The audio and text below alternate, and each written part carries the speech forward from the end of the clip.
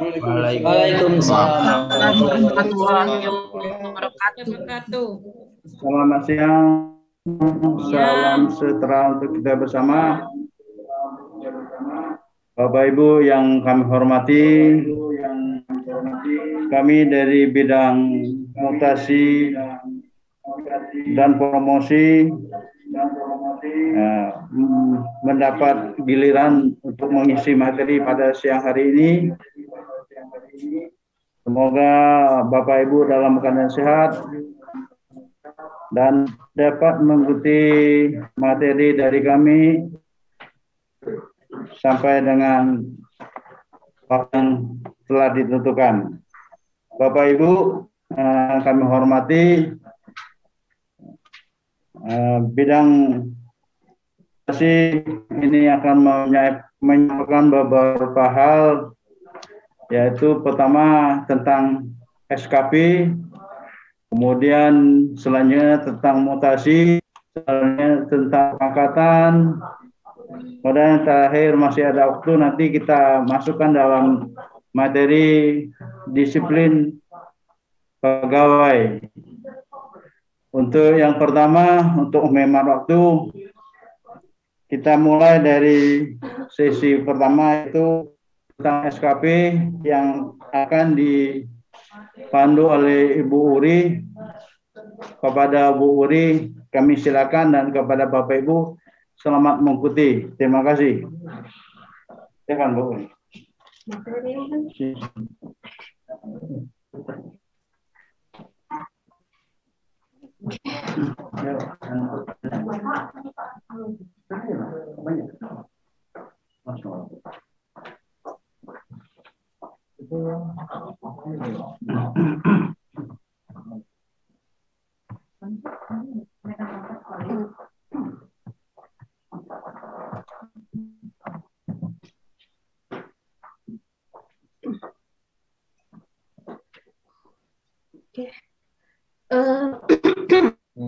Assalamualaikum warahmatullahi wabarakatuh. Selamat siang kepada seluruh peserta kegiatan manajemen kepegawaian hari yang kedua. Nah, untuk sesi hari yang kedua ini kami dari bidang mutasi, promosi, dan penilaian akan memberikan beberapa informasi terkait dengan penjelasan tentang beberapa hal yang terkait dalam manajemen ASN. Nah, salah satunya adalah penilaian kinerja PNS. Oke, kita mulai ya Bapak Ibu. Nah, jadi kita mulai dari dasar hukum dulu.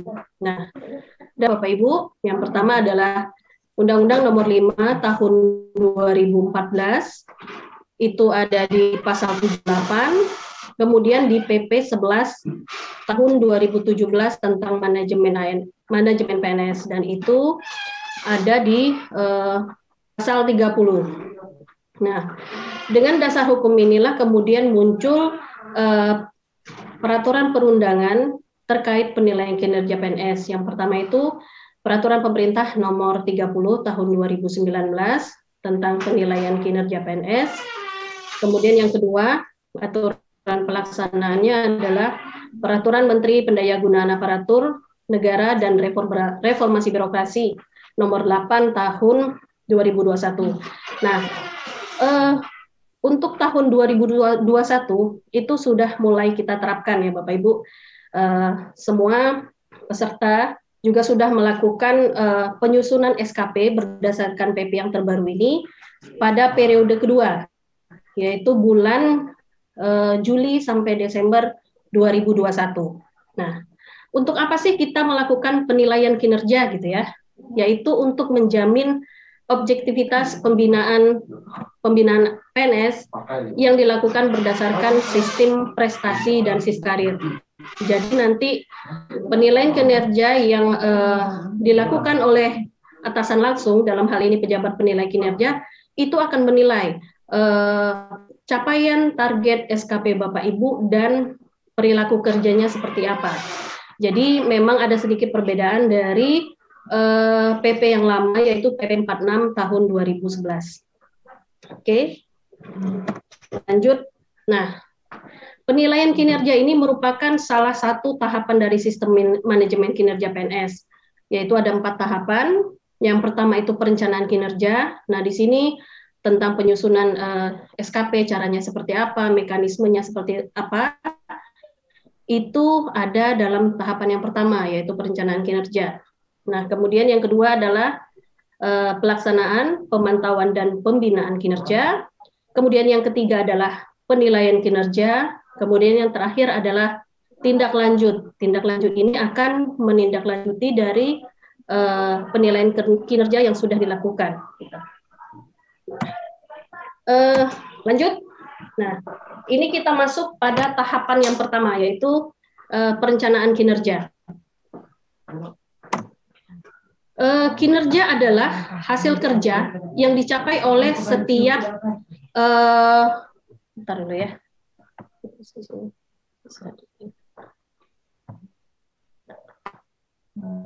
Kinerja adalah hasil kerja yang dicapai oleh setiap PNS pada organisasi, unit kerja atau tim kerja sesuai dengan SKP dan perilaku kerja. Nah, SKP itu sendiri itu semacam dokumen rencana kinerja dan target yang akan dicapai oleh seorang PNS setiap tahun. Nah, kemudian perilaku kerja adalah setiap tingkah laku, sikap atau tindakan yang dilakukan PNS atau tidak melakukan sesuatu yang seharusnya dilakukan.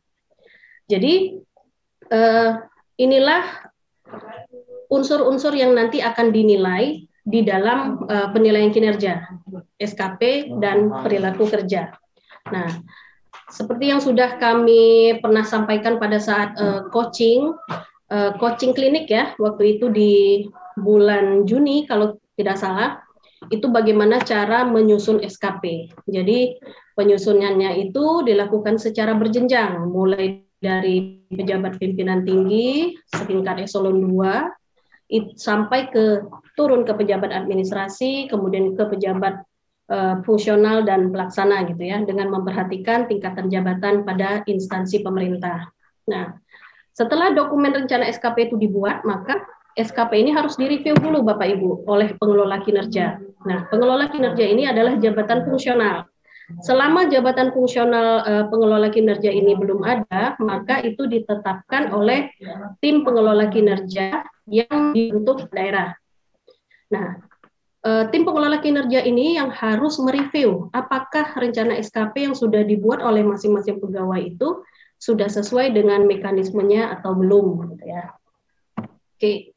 Nah, ini alurnya, alur penyelarasan dari kinerja organisasi, kinerja individu PNS. Jadi mulai dari paling atas gitu ya, RPJMN, RPJMD, kemudian turun ke rencana strategis masing-masing perangkat daerah sesuai dengan tugas dan fungsinya. Nah, dari Renstra ini akan turun menjadi PKJPT. PK itu perjanjian kinerja. JPT misalnya Pratama itu eselon 2. Nah, itulah yang menjadi dokumen SKP eselon 2-nya. Nah, setelah dokumen SKP eselon 2-nya dibuat, maka turun ke jabatan administrasi serta jabatan fungsional. Nah, jabatan administrasi ini ada 3, jabatan administrator, jabatan pengawas, dan jabatan pelaksana. Jadi untuk penyusunan rencana kinerja itu tidak bisa langsung ujuk-ujuk dari bawah Bapak Ibu. Misalnya pelaksana bikin sendiri, fungsionalnya bikin sendiri. Nah, itu nggak boleh. Jadi memang harus dari eselon 2 dulu gitu ya. Oke, ini sama. Nah, kemudian di dalam dokumen rencana kinerja itu ada 2 jenis kinerja. Ada kinerja utama dan ada kinerja tambahan. Yang pertama, kinerja utama itu kinerja yang mendukung kinerja organisasi sesuai dengan tugas dan jabatan. Kemudian kinerja tambahan itu semua kinerja di luar kinerja utama. Jadi seminar, mengajar, diklat, ya, itu masuk ke dalam kinerja tambahan. Nah, seperti yang sudah kami sampaikan tadi bahwa penyusunan rencana SKP itu harus bareng-bareng Bapak Ibu. Jadi nggak boleh sendiri-sendiri. Nanti kalau sendiri-sendiri nggak jelas nanti pegawainya mengintervensi pekerjaan rencana kinerja atasan yang mana gitu ya. Jadi harus diskusi minimal paling tidak per subit gitu, per subit, per seksi gitu minimal. Jangan sendiri-sendiri karena kita harus melihat penyelarasannya dengan kinerja organisasi seperti itu. Nah, bentar ya Bapak Ibu, saya batuk.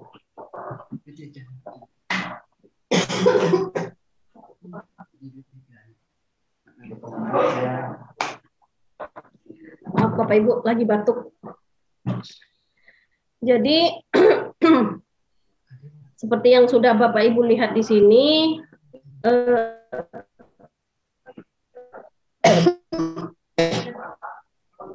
ini salah satu contoh SKP, dokumen SKP. Dokumen SKP, aduh maaf Bapak Ibu ya.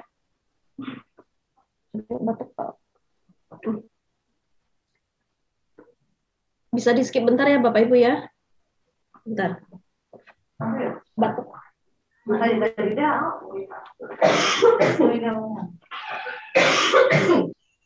Jadi kembali ke sini. Nah, ini salah satu contoh dokumen SKP. Jadi sudah Bapak Ibu lihat.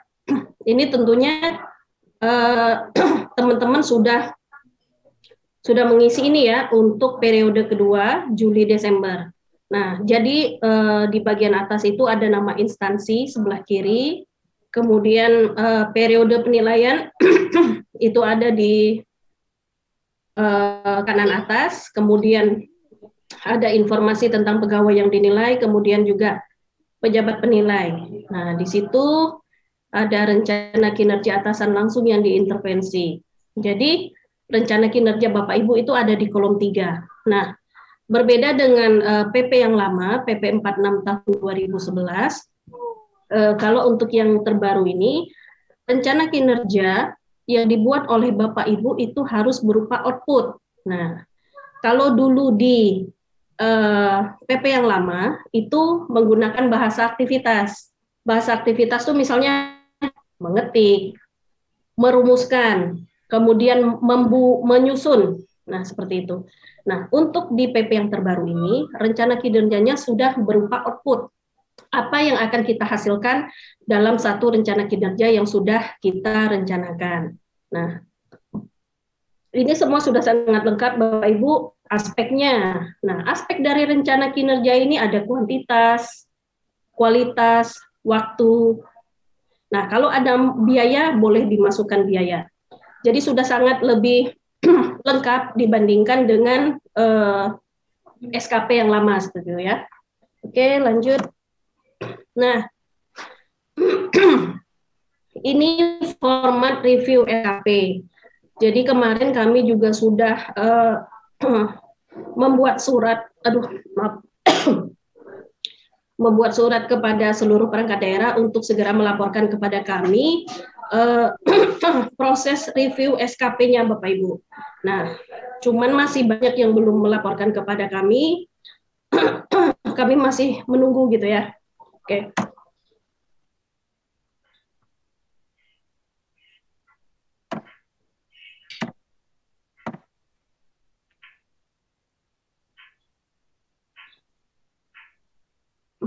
Boleh izin sebentar Bapak Ibu. Maaf ya.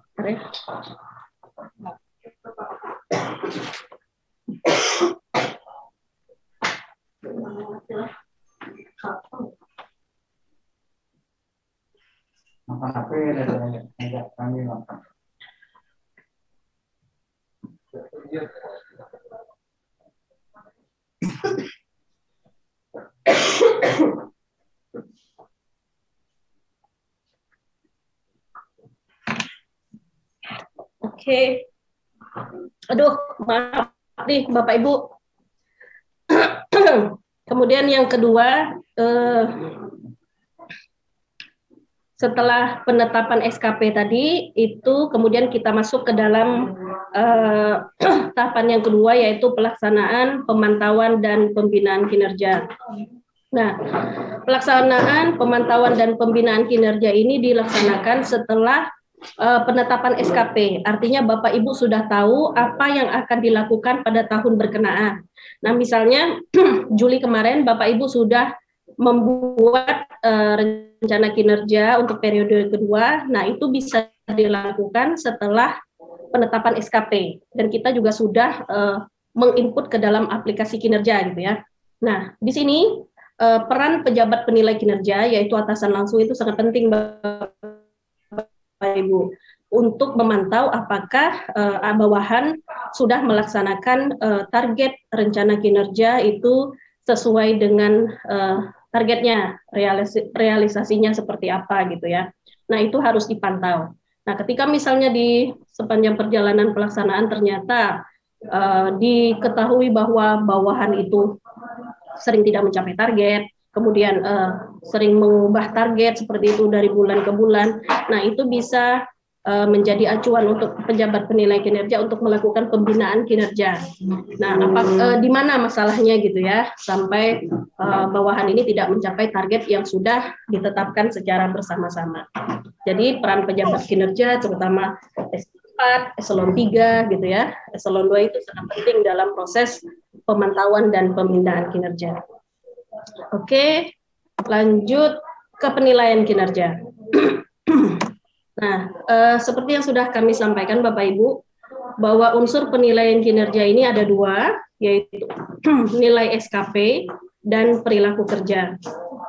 Jadi nilai SKP sama seperti PP yang lama, nilai SKP akan diukur, kemudian perilaku kerjanya juga nanti akan diukur, seperti itu.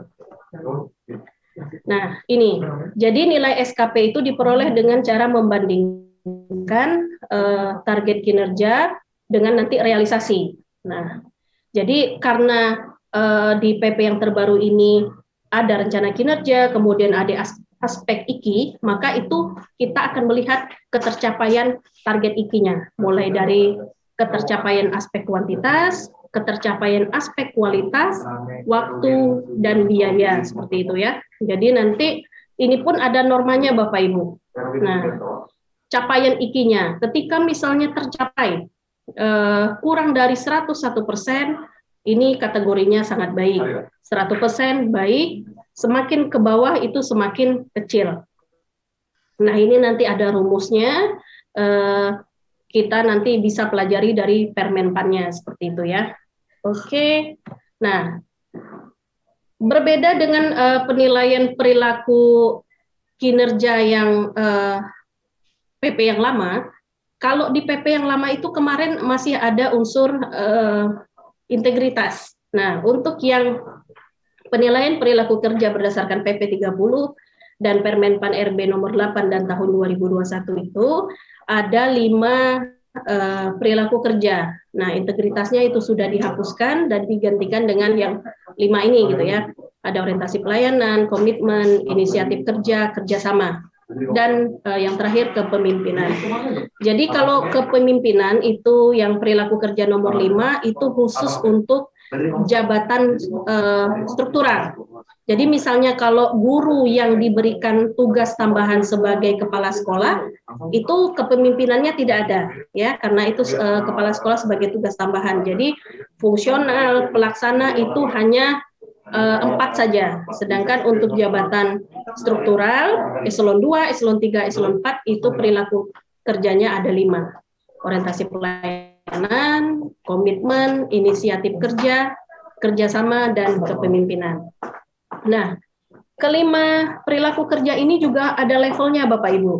Level-level perilaku kerja ini menjadi guidance ataupun pedoman bagi pejabat penilai kinerja untuk memberikan penilaian kepada bawahannya. Nah, jadi setiap jenjang jabatan itu pun ada standarnya gitu. Nah, misalnya jabatan Bapak Ibu.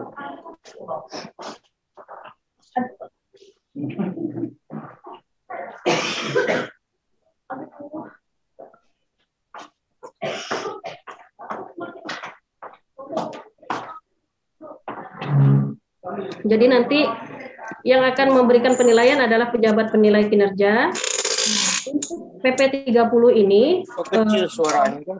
tahun 2023 untuk penilaian perilaku nanti sudah mempertimbangkan rekan kerja setingkat dan bawahan langsung. Jadi untuk sementara 2021 ini dan kemungkinan 2022 mungkin kita masih melakukan memberikan penilaian oleh pejabat penilai kinerja tanpa mempertimbangkan rekan sekerja.